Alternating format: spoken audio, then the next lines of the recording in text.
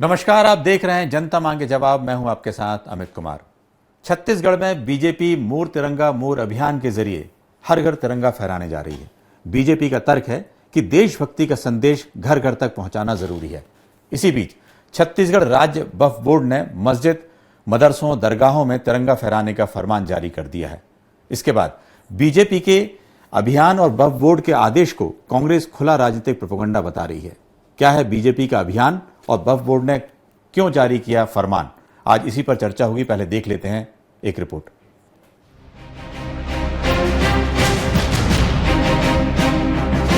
इस बार 15 अगस्त के मौके पर छत्तीसगढ़ बीजेपी ने प्रदेश के 60 लाख घरों में तिरंगा फहराने का लक्ष्य रखा है, जिसके लिए जिला, मंडल और बूथ लेवल तक मोर तिरंगा मोर अभियान चलाया जा रहा है। बीजेपी इस अभियान से ऑपरेशन सिंदूर को जोड़कर राष्ट्र प्रेम का संदेश देने का दावा कर रही है। लेकिन इसी बीच छत्तीसगढ़ राज्य वक्फ बोर्ड ने मस्जिद, मदरसों और दरगाहों में तिरंगा फहराने का फरमान जारी कर सियासी जंग छेड़ दी है।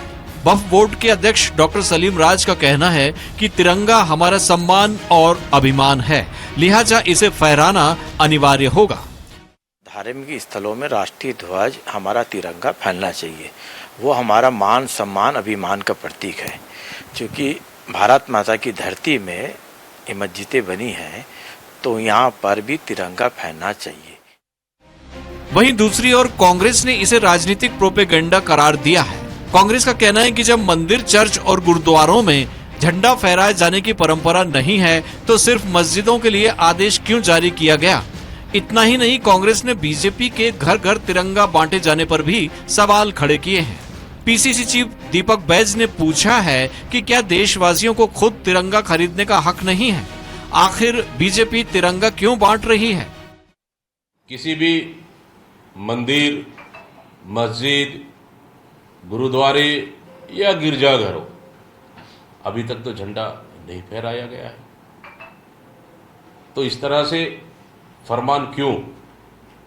बाकी झंडा फहराने के लिए हर व्यक्ति स्वतंत्र है, अपने आप को गर्व महसूस करता है, लेकिन इस तरह से आदेश एक राजनीतिक प्रोपेगेंडा। कांग्रेस की आपत्ति पर मंत्री श्याम बिहारी जायसवाल ने पलटवार किया है। उनका कहना है कि कांग्रेस को पॉलिटिक्स की बात नहीं करनी चाहिए, घर घर में झंडा फहराना ही चाहिए। हर धर्म, हर जाति, हर पंथ, हर संस्थानों पर मुझे लगता है कि ध्वजारोहण करना चाहिए। और अगर मदरसा बोर्ड के द्वारा मदरसों में और मस्जिदों में अगर ध्वजारोहण करने का कोई निर्णय लिया गया है, तो ये स्वागत योग्य है। घर घर तिरंगा अभियान पर बीजेपी और कांग्रेस दोनों के अपने अपने तर्क हैं। लेकिन क्या मोर तिरंगा मोर अभियान सच में देश प्रेम का जश्न है, या फिर सियासत का कोई नया मोर्चा है, जिसके जरिए छत्तीसगढ़ में राजनीतिक दल अपनी सियासी रोटियां सेकना चाहते हैं? स्वराज एक्सप्रेस के लिए रायपुर से दिलीप साहू की रिपोर्ट। तिरंगा फहराने पर सियासी तकरार, इस पर ज्यादा चर्चा के लिए मौजूद हैं के एस चौहान, बीजेपी प्रवक्ता, अमित श्रीवास्तव, कांग्रेस प्रवक्ता, बाबूलाल शर्मा, वरिष्ठ पत्रकार। बहुत बहुत स्वागत है आप तीनों का। अमित जी, सवाल पहले आपसे ही है कि डॉक्टर सलीम राज ने, कोई उनकी मंशा तो गलत नहीं है कि भाई तिरंगा फहरना चाहिए, 15 अगस्त का वक्त है, ऐसे समय में कांग्रेस को इस तरह के मुद्दे को उठाना या ऐसा कहना, क्या कहेंगे? जी देखिए, बिल्कुल तिरंगा तो हमारी आन बान शान का प्रतीक है अमित जी। और निश्चित तौर पे हम सब इसे बहुत इसको जब देखते हैं, निहारते हैं, और तो हमें बहुत फख्र भी महसूस होता है। और चाहे इसका अशोक चक्र हो, चाहे इसके कलर हो, तो त्याग, तपस्या, बलिदान का हमें संदेश देता है। निश्चित तौर पे हम सबको हमारा तिरंगा हमारा अभिमान है, लेकिन समझना पड़ेगा कि क्या ये राजनीति रोटी सेकने के लिए किया जा रहा है कि वाकई देश प्रेम के लिए किया जा रहा है। क्योंकि उस पार्टी के लोग जिनकी मात्र संस्था ने 47 से 2002 तक जिन्होंने आरएसएस कार्यालय में झंडा नहीं फहराया, ये कहते थे कि हम झंडे को नहीं मानते, और वो इतने सालों तक अगर उन्होंने झंडा नहीं फैलाया, आज अगर बीजेपी ये कह रही है कि झंडा लगाना चाहिए, मैं फिर कहना चाहता हूं कि सियासत तू अपना रूप इतना कड़ा ना कर, इंसानियत को इंसानियत ही रहने दे, इसे भगवा और हरा मत कर। तो मैं आपके माध्यम से एक ही चीज कहना चाहता हूं कि अगर आपका ध्येय अच्छा है, हर व्यक्ति को झंडा लगाना चाहिए। हमारे सुप्रीम कोर्ट ने नवीन जिंदल जी वाले केस में ये कहा भी है, कहीं कोई दिक्कत नहीं है, लेकिन अपना एक कोड ऑफ कंडक्ट जिसे कहते हैं कि अपना एक झंडे का वो रहता है कि उसका मान सम्मान हर व्यक्ति को करना चाहिए, क्योंकि कहीं ना कहीं ये हमें राष्ट्र प्रेम के प्रति ओतप्रोत करता है। लेकिन मनसा सबसे इंपॉर्टेंट चीज होती है, आपकी मनसा किस परिप्रेक्ष्य में आप ये सब कर रहे हैं। अगर मनसा अच्छी है तो मुझे लगता है कहीं कोई दिक्कत नहीं है, लेकिन फिर मैं कहना चाहता हूं कि कहां इस दौर में वफा की उम्मीद कर रहे हैं, बड़े नादान जहर की शीशी में दवा ढूंढ रहे हैं। जी ठीक है अमित जी, लेकिन आपने मंशा पे सवाल जो जिस तरह से आपने कहा है कि मंशा ठीक होनी चाहिए, बाबूलाल जी एक सवाल ये है कि जिस तरह से झंडा फहराने की बात है, सुप्रीम कोर्ट की अलग अलग तरह गाइडलाइन जिस तरह से आई, घर पे झंडा फहर सकता है, उसके बाद इस तरह के जो अभियान शुरू हुए, पहले ये था कि झंडा को लेकर एक अलग गाइडलाइन थी, उसके बाद गाइडलाइन बदली है। तो आपको लगता है कि आज के परिप्रेक्ष्य में, आज में जिस तरह से परिप्रेक्ष्य है पूरे देश में, लगता है कि आपको इस तरह के फरमान में आपको कहीं कुछ दिखता है गलत, कि क्या आपको लगता है कि भाई ठीक है, यदि सभी जगह झंडा फहर सकता है तो बिल्कुल स्वागत है उसका?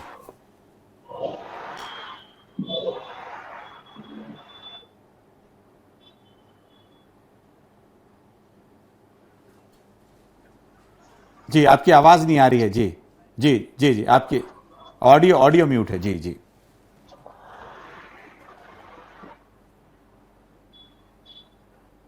ये अपने दिल की भावना होनी चाहिए, राष्ट्रीय भावना होनी चाहिए। जी राष्ट्रीय भावना का विषय है, और अगर दिल पे मलाल हो और घर पे तिरंगा लगाना पड़े दबाव में, आदेश के कारण से, तो ये थोड़ा सियासी समझ में आता है लोगों को। जी जी लोगों को लगता है ये हमारे पर दबाव क्यों डाला जा रहा है। जी जहां परंपरा ना रही हो जी वहां एक आदेश जारी किया जाए तो ये भावना आती है मन में जनता के, उस वर्ग की जनता के, कि ऐसा क्यों, ये हम पर ऐसा दबाव क्यों।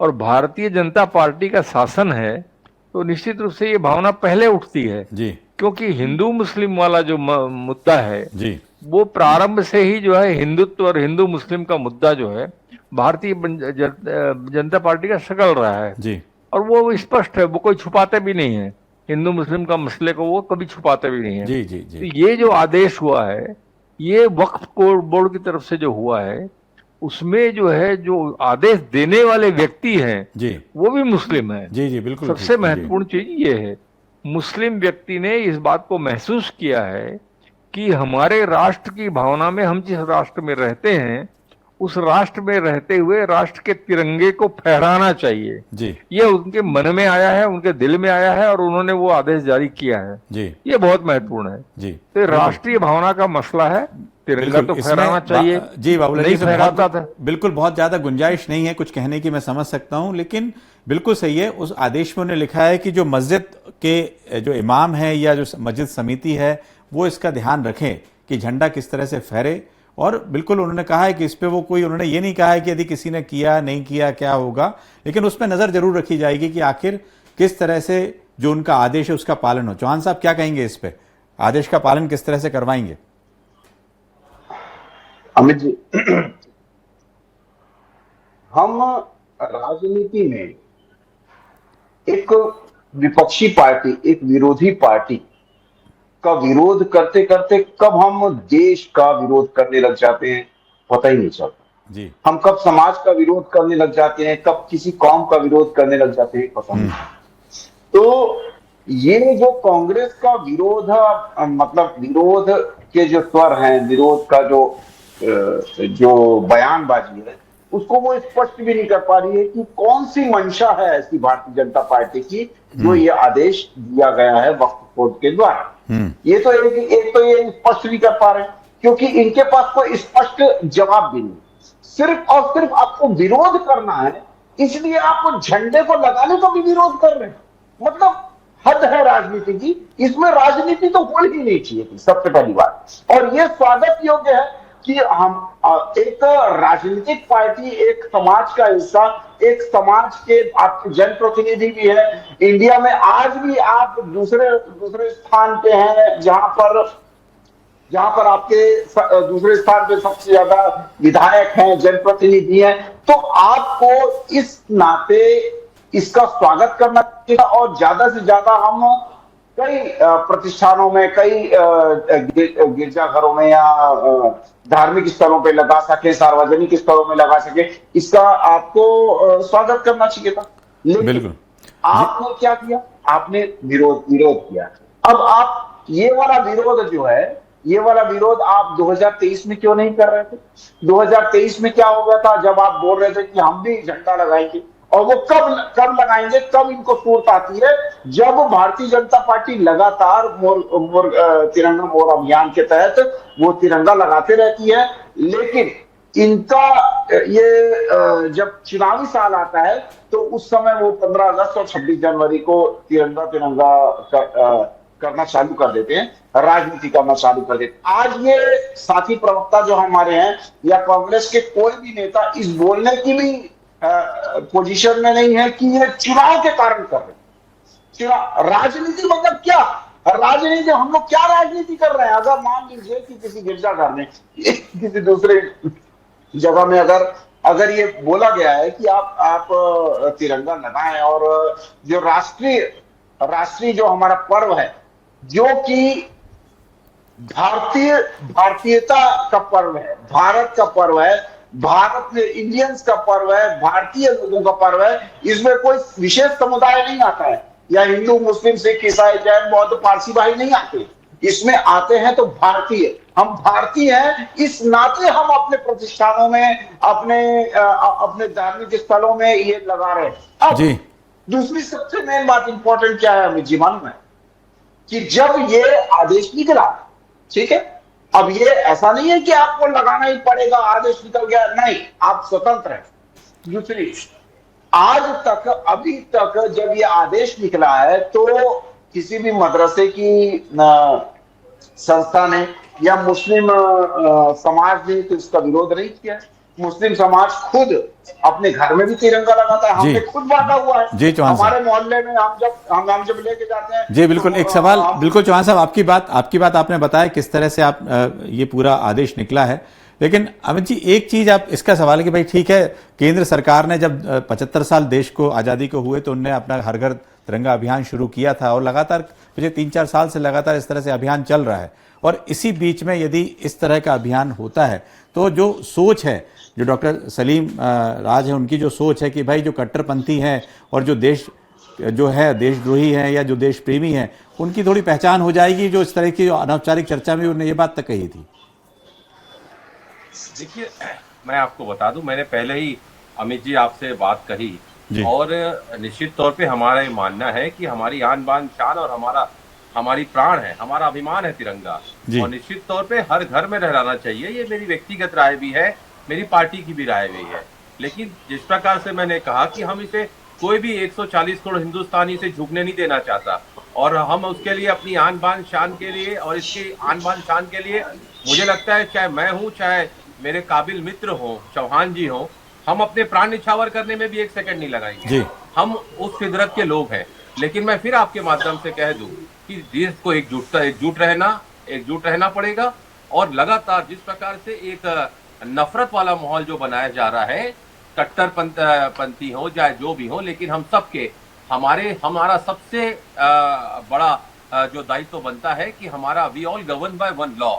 हमें भारत में एक संविधान है जो बहुत ही खूबसूरती से बनाया गया है हमारे पूर्वजों के द्वारा। बाबा साहब अम्बेडकर और उनकी पूरी टीम ने जिस मेहनत से उसे बनाया है, उसमें सारे लोगों का अधिकार, जिम्मेदारी और अधिकार बताया गया है। और मैं आपके माध्यम से फिर कहना चाहता हूं कि हमारे नागरिकों के कर्तव्य के साथ साथ कैसे संविधान का पालन करना है वो भी बताया गया, और उनके आदर्श और संस्था को कहीं ना कहीं, राष्ट्र ध्वज को, राष्ट्रगान का हमें आदर करना है। ये सारी चीजें, और सबसे महत्वपूर्ण अमित जी कि भारत की अखंडता, प्रभुत्वता और एकता, ये हमें बनाए रखना है। लेकिन मैं फिर आपके माध्यम से कहना चाहता हूं कि एक भारत और श्रेष्ठ भारत की बात करने वाले जो लोग हैं वो आज इस देश में विभाजन की राजनीति करने का प्रयास कर रहे हैं। भाई से भाई को लड़ाया जा रहा है। हम लोग वासुदेव कुटुंब को मानने वाले लोग हैं। कट्टरता किसी भी समाज में हो वो ठीक नहीं है, ये मेरा भी मानना है। हमें विकास की ओर अग्रसर होना चाहिए। हमारा देश कैसे आगे बढ़े और हमारा देश कैसे विश्व गुरु बने, हमें इस पे सोचना चाहिए। लेकिन सांप्रदायिक विभाजन की जो एक लकीर खींची जा रही है जिसने हमारी समरसता और अमित जी, लेकिन समर्थन आपको समर्थन भी करना चाहिए इस चीज का। आपको इस चीज का समर्थन भी करना चाहिए जी। इसका समर्थन भी आपको करना चाहिए कि भाई ठीक है, झंडा लगा रहे हैं, धर्म से ऊपर तिरंगा होता है, इसलिए राष्ट्र हित सबसे सर्वोपरि है। देखिए, राष्ट्र हित बिल्कुल आपने कहा, राष्ट्र हित सर्वोपरि है। हम सब के ऊपर, हमारे जीवन से ऊपर, हमारी पार्टी से ऊपर, राष्ट्र सबसे पहले, राष्ट्र प्रथम, राष्ट्र फर्स्ट है हमारे लिए। लेकिन मैं बाबूलाल भैया की बातों से पूरी तरीके से सहमत हूं कि व्यक्ति की स्वेच्छा होनी चाहिए जी। हमारे मौलिक अधिकार जो है वो सबसे इंपॉर्टेंट होता है। और मैं फिर कहता हूं कि निवाले को सियासत के रंग में रंगने वालों, भूख को कभी मजहब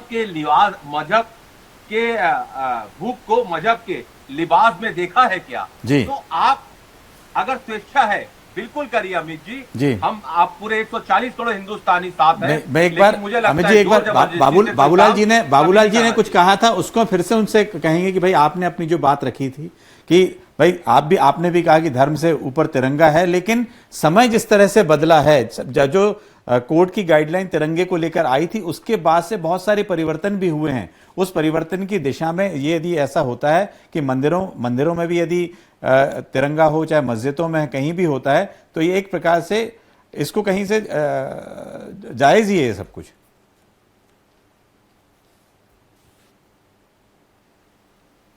जी बाबूलाल भैया से पूछ रहे हैं आपकी?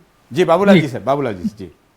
क्या कहा आपने, रिपीट कीजिए। जी, मैंने ये कहा कि जो धर्म से ऊपर है तिरंगा है, लेकिन जो सुप्रीम कोर्ट के परिवर्तनों से जिस तरह से आए हैं कि घर घर तिरंगा हो सकता है, उसको लेकर कहां कहां तिरंगा लगाया जा सकता है, उसके बाद इस तरह की बात आई है। जब घर घर तिरंगा लग रहा है तो कुछ मस्जिद या मंदिर भी क्यों ना नहीं छूटना चाहिए उसमें। देखिए, मंदिर और मस्जिद में कभी हमने तिरंगा देखा नहीं आज के पहले। जी। आज अगर मस्जिद में आदेश है तो मंदिर पे भी आदेश हो जी, तो समानता नजर आएगी। निश्चित रूप से जो है जनता सोचेगी जी कि सरकार ने या किसी संस्था ने ये बात अगर सोची है तो राष्ट्र हित में सोची है कि मंदिर में, जहां मस्जिद में लगने का आदेश हुआ है तो मंदिर में भी लगने का आदेश हुआ है जी। अन्य धर्म संस्थाओं पे भी लगने का आदेश हुआ है। सारी जितनी जाति संस्थाएं हैं, जितने भी जाति संस्थाओं के मंदिर हैं, पूज्य स्थल है, सब में लगाने का आदेश अगर हो तो एक समानता का भाव आएगा। बाबूलाल जी, क्या और जो इसके पहले जो और भी प्रेस ब्रीफिंग में डॉक्टर सलीम राज ने कहा कि भाई जो पुलवामा वाला अटैक हुआ उस पर उंगली उठ रही थी, एक प्रकार से ये है कि यदि हम इस तरह से करें तो एक प्रकार से हम ये बताना चाहते हैं कि हम देश के साथ हैं, जुड़े हुए हैं, इस तरह की बात भी आई है। बिल्कुल, वो तो मैं तो पहली बार में मैंने कहा ना कि राष्ट्र प्रेम जो है इसमें झलकता है जी। अगर आप अपने घर में तिरंगा लगाते हैं तो निश्चित रूप से आपका राष्ट्र के प्रति प्रेम झलकता है, चाहे जाति कोई भी हो आपकी। वही तो मैं कह रहा हूँ कि आप समानता के साथ में आदेश करिए तो निश्चित रूप से जो है भावना, या हर संस्था, हर धर्म के जितने भी मंदिर मस्जिद जो कुछ भी है, धर्म स्थल है, सब में तिरंगा लगाने का एक आदेश जारी हो जाए। पूछते हैं चौहान साहब, जो दीपक बैज हैं कांग्रेस के अध्यक्ष, उन्होंने कहा कि भाई ये प्रोपेगेंडा है और इसको घर घर बांटने की जरूरत क्या है तिरंगे को। बोला ना, मैंने अपनी बात वहीं से चालू की थी कि हम किसी विरोधी पार्टी का विरोध करते करते ये भूल जाते हैं कि हम समाज का विरोध करने लग गए हैं, अपने देश का, प्रदेश का विरोध करने लगे। आदरणीय बाबूलाल जी ने बोला कि मैंने कभी देखा नहीं है कि ऐसे प्रतिष्ठानों में झंडा लग रहा है, तो मैं इससे पहले पिछले साल जब 24 लाख घरों में जब झंडा लगा था, तो इससे पहले हमने भी छत्तीसगढ़ में नहीं देखा था कि 24 लाख घरों में झंडा लगा हुआ है। और इस बार हमारा 60 लाख घरों में झंडा वितरण करने का हमारा लक्ष्य है। तो ये जो लक्ष्य है ये अगले साल और बढ़ेगा। तो ये एक परंपरा है, बिल्कुल स्वतंत्रता है, बिल्कुल, और बिल्कुल स्वतंत्रता है। लेकिन हम जब जाके बांटते हैं तो उनकी स्वतंत्रता है कि वो लगाएं कि नहीं लगाएं, लेकिन हम जब वहां पर ले जाके दे सकते हैं, हम किसी को पानी अगर गर्मी में पानी प्याऊ खोले हुए हैं तो उसकी स्वतंत्रता है कि वो पानी पिए या ना पिए, लेकिन उसके लिए एक ऑप्शन तो रहता है कि हाँ मैं भी मतलब यहां पर से पानी पी सकता हूं या मैं भी झंडा लगा सकता हूं। अब दीपक बैजल ने तो यह भी बोला हुआ कि क्या बोलते हैं, जिसको खरीदना आप दूसरों का हक छीन रहे हैं, तो हमने कब मना किया है कि आप खरीद के झंडा मत लगाएं। हम तो एक ऑप्शन दे रहे हैं, जैसे प्याऊ में हम ऑप्शन देते हैं कि हम पानी पिला रहे हैं आपको, लेकिन वो उनकी स्वतंत्रता है। अब वो हम कहीं भी खोल सकते हैं, कहीं भी खोला जा सकता है प्याऊ, इसमें थोड़ी ना।